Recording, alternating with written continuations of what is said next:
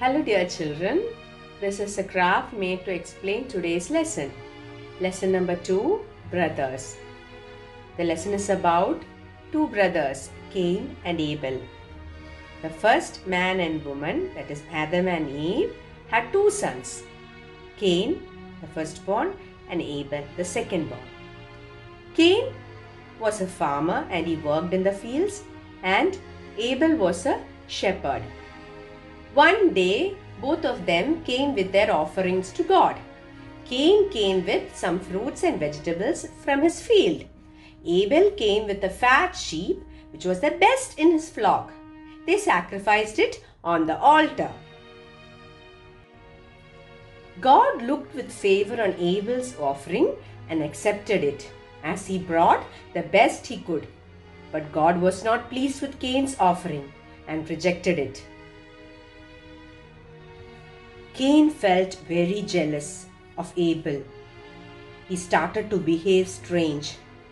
God asked him, "Why are you angry? Why is your face downcast? If you would have offered the best, I would have accepted it." But Cain was still angry, and sin started to grow in him.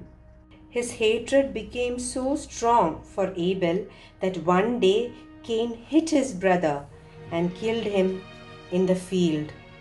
When the Lord found out what Cain had done to his brother, he asked, "Where is your brother?" Cain replied, "I don't know. Am I my brother's keeper?" Then the Lord made him realize that he had done wrong. God said that because of his sin, he will be cursed. He will be driven out from the land where he has spilled his brother's blood. The field will no longer yield crops for him, and he will be a restless wanderer on earth. Cain felt horrible and told God that he cannot bear this curse. So Cain ran away from the Lord's presence and lived in the land of Nod, east of Eden. So dear children, what is the moral of the story? Do not envy or harm anyone. Those who sin earns punishment, so stay away from sin. Thank you. God bless you all.